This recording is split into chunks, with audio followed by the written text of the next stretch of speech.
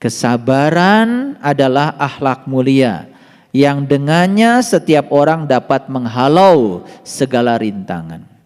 Jadi sebesar apapun rintangan yang menghadang, kalau kita punya yang disebut dengan kesabaran, semua itu akan mudah untuk diselesaikan.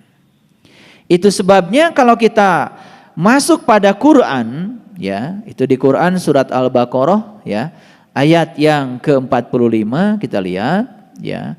Wasta'inu bisyabri wassalah wa innaha lakabiratun illa alal khasiin.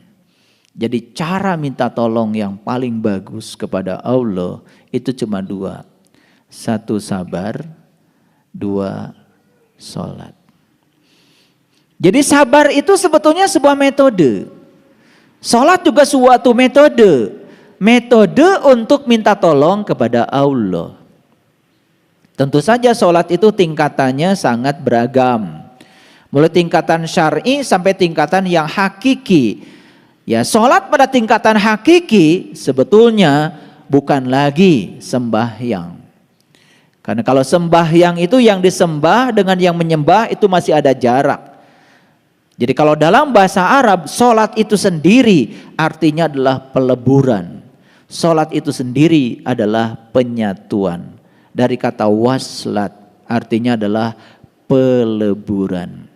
Jadi bagaimana kita bisa menjadikan sholat sebagai penolong kalau kita belum melebur, kalau kita belum menunggal, kalau kita belum bersatu. Makanya harus belajar teknik sholat yang akan mengantarkan kita sampai pada tingkatan peleburan. Itulah sesungguhnya tauhid yang sesungguhnya. Jadi kebanyakan sholat cuma di dimensi luar, dimensi kulit, tidak sampai pada dimensi peleburan.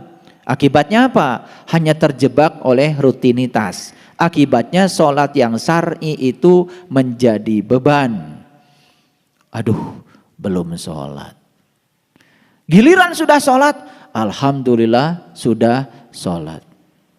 Jadi kalau orang-orang ini ditanya, kapan Anda merasakan nikmatnya sholat? Dan hampir semua orang mengatakan, nikmatnya sholat justru ketika sudah selesai sholat. Coba, kalian kan suka begitu. Begitu waktunya sholat, langsung ambil wudhu, kemudian sholat cepet-cepetan. Udah assalamualaikum, assalamualaikum. Alhamdulillah, tenang sudah sholat. Kok tenangnya itu sudah sholat, bukan ketika sholat. Kok bahagianya itu setelah sholat, bukan ketika sholat. Kan aneh. Padahal Nabi Muhammad dalam sebuah hadis mengatakan hiburannya beliau itu ketika sholat. Berarti saat sholat beliau bahagia. Ketika berhenti sholat sedih karena berpisah. Ini kan kebalikannya kita ini, betul nggak? Makanya kita dengan Nabi Muhammad kan beda sedikit. Nabi Muhammad itu kan sedikit tidur, kalau kita sedikit-sedikit tidur. Nabi Muhammad itu sedikit marah, kalau kita sedikit-sedikit marah, kan beda sedikit. Itu yang menyebabkan kemudian sholat tidak membangun kesadaran apapun. Nah, saya kasih saran. Cobalah mencari guru yang bisa mengajarkan sholat itu sebagai metode untuk minta tolong. Karena apa? Setelah sholat itu kita akan merasakan penyatuan, kehadiran. Dan kita merasakan dengan kesadaran penuh kehadirannya. Karena dengan kehadirannya apa sih yang tidak bisa dilakukan oleh beliau? Makanya kuncinya cuma dua, sabar dan sholat. Makanya kenapa dikatakan oleh Imam Syafi'i kalau sabar ini adalah ya kunci untuk bisa menyelesaikan segala rintangan dalam hidup. Ya.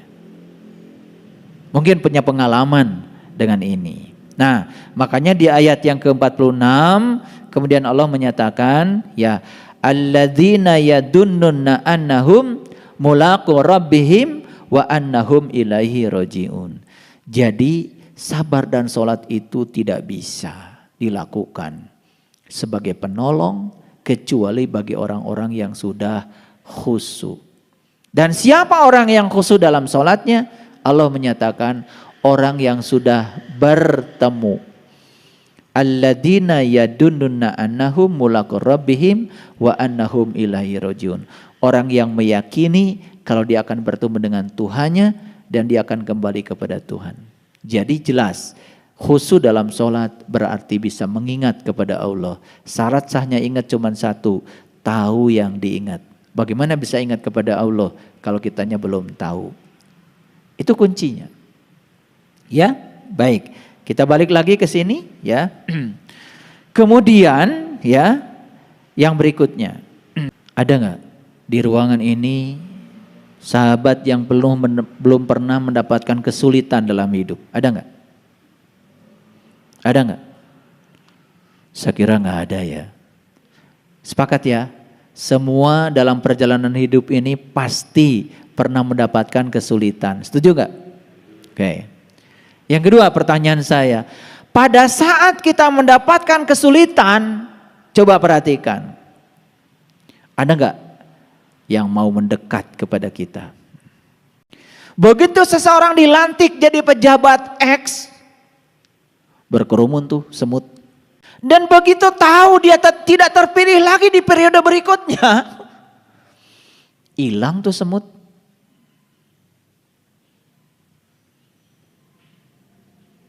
Makanya sahabat adalah orang yang datang di saat 1000 teman meninggalkan kamu.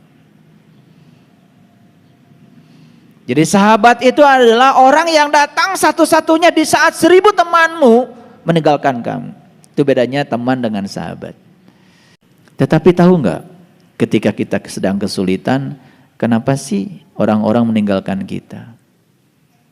Tahu nggak pesan spiritualnya apa? Pesan spiritualnya sederhana. Karena Allah ingin agar kamu menjadi sangat hebat. Allah ingin agar kamu menjadi sangat kuat.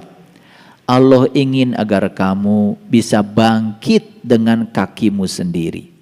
Allah ingin agar kamu bisa bangkit dengan kekuatanmu sendiri tanpa harus dibantu siapapun. Dan Allah sebetulnya sedang mengisyaratkan kepada kita, saat orang lain meninggalkan kamu ketika kamu menemukan kesulitan, apakah kamu bisa sadar bahwa sesungguhnya hanya aku satu-satunya penolong kamu? Sadar nggak? Nah, ketika orang lain meninggalkan kita, apa yang terjadi? Kita menggerutu bukan? Kita protes bukan? Atau kalau tidak kita pidato, kalian tuh nggak tahu diri ya, nggak ingat jasa-jasa saya ya, begitu? Coba. Tapi orang yang terang benderang di dalam dirinya, saat ditinggalkan temannya, saat ditinggalkan orang, ketika dia kesulitan, dia sadar hanya Allah yang selalu menemaniku. Itulah makanya Allah satu-satunya penolong. Mari kita lihat, ada satu ayat dalam Quran surat Al-Baqarah ya, yaitu ayat 153. Saya tunjukkan ayatnya supaya kita searching ya ayat. Pelan-pelan. Baik, kita lihat ayat ini. Ya ayyuhalladzina amanu sta'inu bisabri wassalah innallaha ma'asyabirin. Hai orang-orang yang beriman. Siapa yang dihaikan? Hanya orang beriman. Yang dihaikan bukan orang yang mengaku beriman.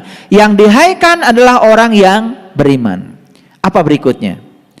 Ya ayyuhalladzina amanu ista'inu bisabri wassalah. Minta tolonglah kamu dengan sabar dan sholat.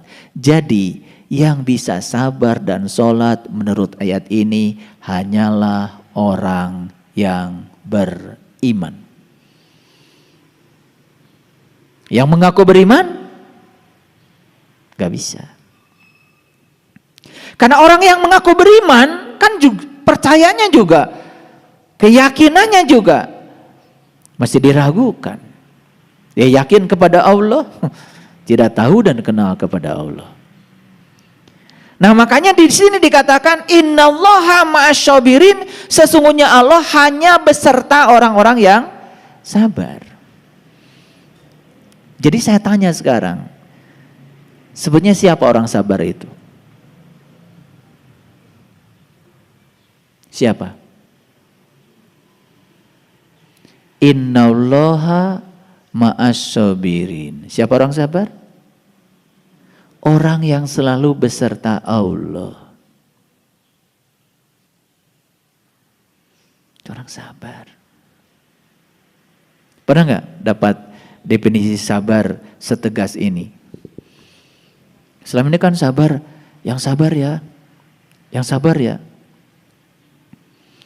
Jadi menurut ayat ini orang sabar itu orang yang selalu beserta Allah. Jadi siapa orang sabar? Orang yang selalu sadar bahwa Allah itu selalu hadir beserta dirinya. Nih, saya mau tunjukkan. Sekarang kita praktek. Ada orang marah sama kita. Ayo lihat saya semua. Ada orang marah sama kita.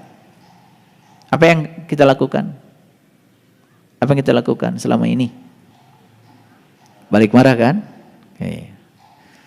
Kenapa ada kata-kata innallaha ma'asyabirin? Kalau orang yang sadar sebetulnya di balik dia ada Allah. Di dalam diri saya juga ada Allah. Ini Allah, itu Allah. Kan dua-duanya Allah. Paham? Begitu dia melihat dia bukan sebagai dia, tetapi yang dibalik dia. Apa yang kita lakukan? Oh, ini Allah sedang meningkatkan kesabaran saya lewat kehadiran orang yang tidak sabar. Jadi saat itu yang kita lihat orang atau Allah? Kalau lihat orang marah. Kalau lihat Allah gak jadi. Karena Allah sedang meningkatkan kesabaran saya. Ngerti gak maksud ayat ini? Innallaha ma'asyabirin. Jadi lihat saya semua. Ketika para sahabat sedang menghadapi situasi yang sulit dalam hidup, sadar tidak ada satu peristiwa pun yang tidak ada kehadirannya. Jadi itulah yang disebut dengan innallaha ma'asyabirin. Apa yang kita lakukan selama ini? Klaim. Saya sabar. Makanya saya selalu berserta Allah. Itu bukan? Itu klaim yang bullshit. Gak ada artinya. Jadi tidak perlu klaim. Lihat saya semuanya. Apapun situasinya kita sadar di situ ada Allah. Tidak mungkin satu peristiwa pun hadir tanpa kehadirannya. Itulah arti dari innallaha ma'a. Allah beserta orang sabar. Jadi tidak usah mengklaim saya orang sabar, pasti Allah bersama saya. Kan sering begitu. Kadang-kadang hebat kamu, siapa dulu dong. Karena saya sabar, jadi Allah juga beserta saya. Tuh, itu klaim yang bullshit. Nanti begitu ada kejadian, mohon maaf ya, yang tidak disukai, pasti terpancing. Ngerti sekarang? Hari ini saya karena gini, kalau belajar banyak kitab tentang sabar adalah sulit. Dan kita capek. Sekarang saya kasih yang praktis. Jadi sabar itu apa? Orang yang selalu sadar akan kehadirannya. Catat. Catat. Kan banyak di kamus sabar adalah pusing. Begitu praktek sulit. Jadi orang yang sabar adalah orang yang beserta Allah. Orang yang beserta Allah adalah orang yang selalu sadar atas kehadirannya. Punya uang segitu-gitunya ditipu orang. Gimana sabarnya? Sudah tahu nggak cara sabarnya? Oh, sabar. Itu? Bukan. Cara sabarnya, ya Allah, aku yakin kehadiran orang yang membohongiku satu, berarti aku masih bisa ditipu, berarti aku masih bodoh, pelajaran bagiku. Gitu. Kalau masih bisa ditipu kan jangan nyalahin penipu, salahkan diri kamu. Oh, masih bisa ditipu, masih bodoh, masih tolol. Gitu. Itu pelajaran yang pertama, ya kan? Pasti ada pelajarannya. Yang kedua, jangan-jangan orang ini dihadirkan olehmu untuk menyelamatkanku. Siapa tahu dengan uang yang aku miliki ada sesuatu yang akan terjadi dengan diriku. Kan siapa tahu, betul nggak? Orang baru beli mobil baru, kemudian pergi dari Bandung ke Jakarta. Di tengah jalan kemudian mobil barunya itu ketiban sama kontainer. Betul nggak? Jadi kalau kita selalu menyadari kehadirannya, nggak mungkin protes. Nabi Muhammad juga sempat dilempari tuh waktu di Taif pakai batu. Mungkin ya kelas-kelas kita nih ketika dilemparin batu. Udah aja ya Allah, saya berhenti aja jadi Rasul. Gini amat. Mungkin gitu ya kelas-kelas kita kan.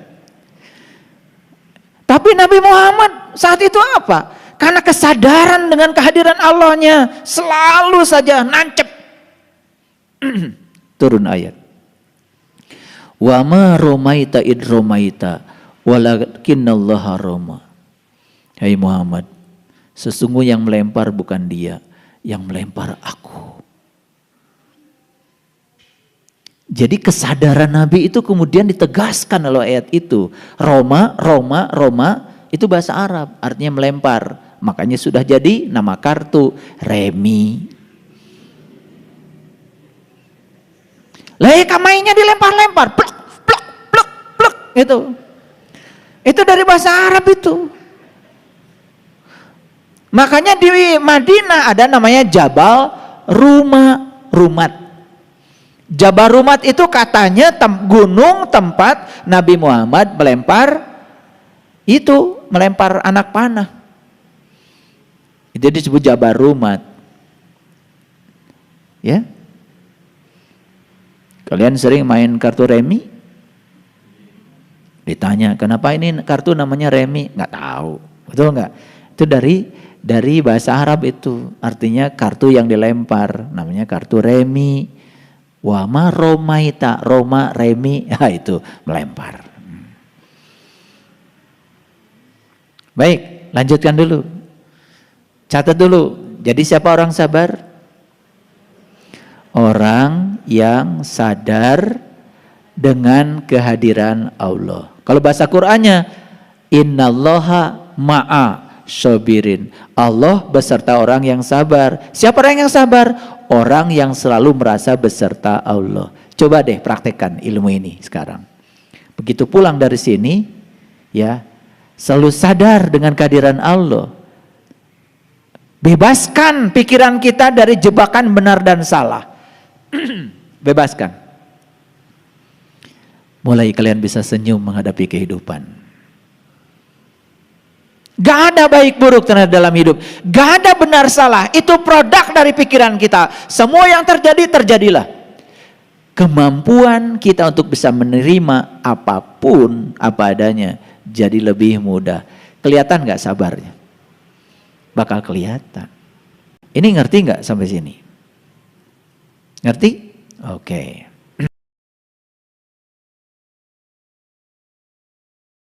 Bang, kan selama ini hidup kita begitu. Banyak yang ditakutkan, dikhawatirkan, dicemaskan. Karena pikiran kita gelap. Padahal tidak ada yang perlu ditakutkan dalam hidup. Tidak ada yang perlu dicemaskan dalam hidup. Kalau pikiran kita sudah diterangi oleh kesadaran kita. Nah, semua yang menakutkan dalam hidup karena pikiran kita masih dalam kegelapan. Itu yang disebut dengan diri palsu kita. Dan kita tidak sadar kalau hidup selama ini sebagai diri palsu. Makanya orang yang palsu itu, lihat, suka mudah berubah dengan apa kata orang tentang dirinya. Baru dibicarakan sedikit aja sudah tidak menerima. Padahal sebetulnya orang membicarakan kita, ya, orang memburukan kita saja, itu baik. Kalau ada orang memburukan kita, justru itu menuntut kita supaya kita tambah baik. Tunjukkan bahwa yang diomongkan dia itu salah. Bukan malah justru kita membalas dengan keburukan. Kalau orang bodoh kan begitu ya.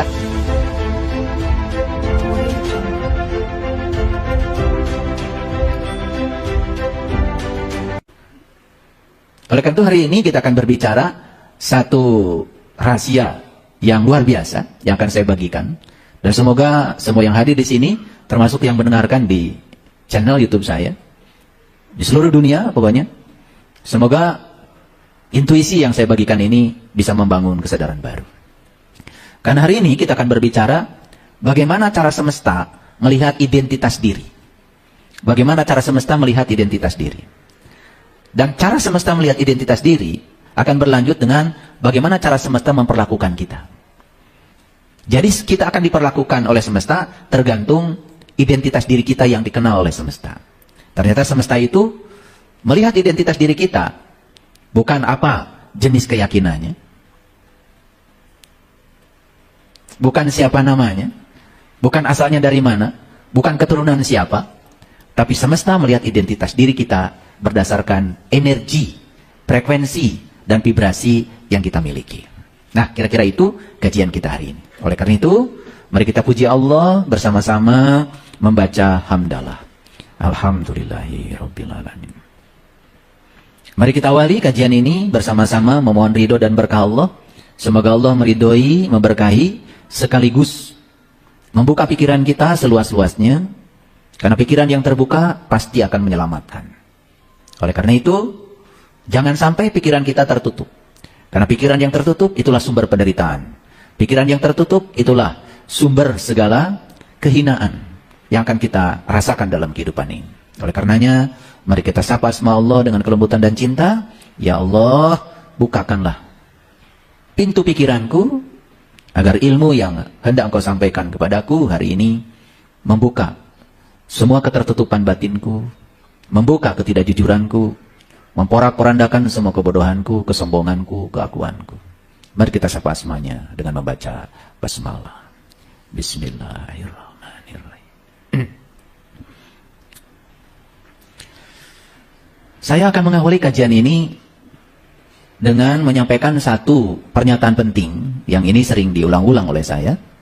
Ini pernyataan ini disampaikan oleh seorang fisikawan yang sangat jenius. Namanya Nikola Tesla. Dan Tesla itu diabadikan di fisika menjadi satuan untuk medan magnet. Jadi kalau kita punya medan magnet, kekuatan medan magnet itu dinyatakan dalam Tesla. Ada juga ya temannya Tesla, namanya Gauss. Nah itu ada juga satuan medan magnet dalam Gauss. Tetapi saya tidak akan berbicara itu. Apa yang disampaikan Nikola Tesla? Beliau mengatakan satu pernyataan yang sangat penting. Jika kau ingin menemukan rahasia di balik semesta, berpikirlah dalam terminologi energi, frekuensi, dan vibrasi. Jadi kalau kita ingin tahu rahasia semesta, kita harus punya sudut pandang terhadap semesta itu dari sudut pandang energi, frekuensi, vibrasi.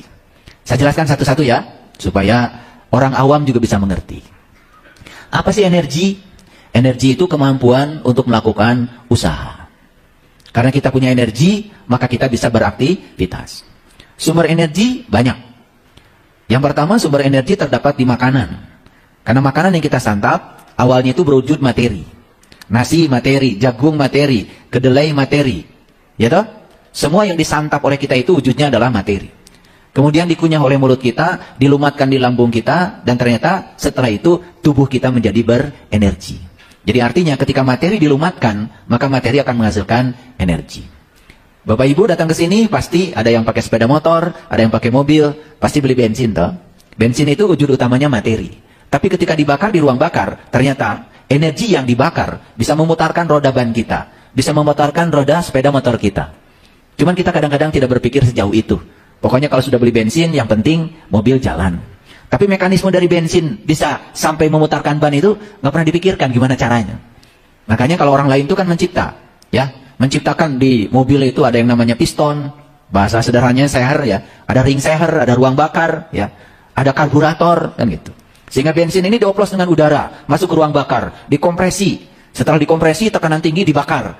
Ada api busi di bensin di mobil itu. Ya toh? Ada businya itu. Busi itu adalah suatu elektroda yang bisa menimbulkan loncatan bunga api listrik. Sehingga ketika sudah dikompresi, terjadi loncatan bunga api listrik, terjadi ledakan yang hebat. Sehingga pistonnya itu melakukan usaha. Jadi sebetulnya orang itu mencipta sesuatu, mengikuti cara Allah mencipta. Jadi tidak ada ciptaan yang ada di sekitar kita itu tidak mencontoh Allah. Semua itu mengkopi Allah. Ayo, laptop mengkopi cara bekerja otak. Mobil mengkopi cara bekerja tubuh kita. Semua ciptaan di sini itu sebetulnya adalah mengkopi. Ide awalnya itu tetap dari bagaimana cara Allah mencipta. Makanya Allah disebut Maha Pencipta. Cuman kita kadang-kadang tidak mau belajar. Sehingga melihat sesuatu itu ya lewat begitu saja. Tidak ada pertanyaan mengapa itu terjadi. Nah, oleh karena itu, maka energi adalah kemampuan untuk melakukan usaha. Perlu energi? Nah, energi itu terdapat pada makanan dan minuman. Tetapi energi juga terdapat di sini nih, di ruang kosong ini. Orang boleh tidak makan 3 hari, masih hidup. Orang boleh tidak minum 3 hari, masih hidup. Tapi orang tidak mungkin tidak bernapas 3 hari. Dan kita lupa bahwa sebetulnya mekanisme bernafas itu sebetulnya menarik energi yang tanpa batas dari ruang ini.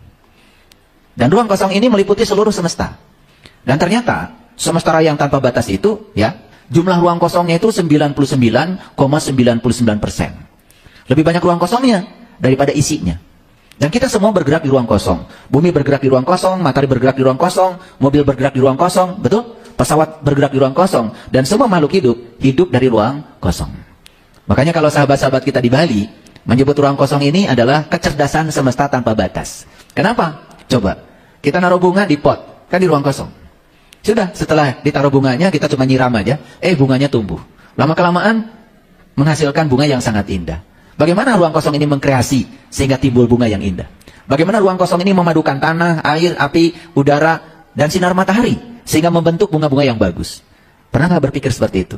Jarang. Karena kita ini kadang-kadang hanya melewatkan sesuatu begitu saja. Semuanya lewat begitu saja. Semua peristiwa lewat begitu saja. Pesan-pesannya tidak pernah kita tangkap. Itu energi ya. Sederhananya apa? Kemampuan untuk melakukan usaha. Nah, apa itu frekuensi? Frekuensi itu banyaknya kejadian persatuan waktu. Sederhana ya. Frekuensi kelahiran. Kan banyaknya orang lahir dalam 1 hari misalnya. Bisa dalam 1 minggu. Waktunya bisa terserah kita. Bisa dalam 1 tahun. Banyak orang meninggal dalam 1 hari. Itu frekuensi. Banyaknya mobil yang lewat di depan masjid ini. Itu frekuensi. Nah, frekuensi itu bisa besar, bisa kecil. Frekuensi besar berarti banyaknya kejadian persatuan waktu banyak. Frekuensi kecil, banyaknya kejadian persatuan waktu sedikit. Gitu. Nah, terus apa vibrasi? Vibrasi itu getaran. Setiap yang bergetar, ya banyaknya bergetaran persatuan waktu, itu juga frekuensi. Oleh karena itu kalau kita berbicara energi, pasti di dalamnya ada frekuensi, pasti di dalamnya ada vibrasi. Nah, ternyata alam semesta ini semuanya itu adalah energi.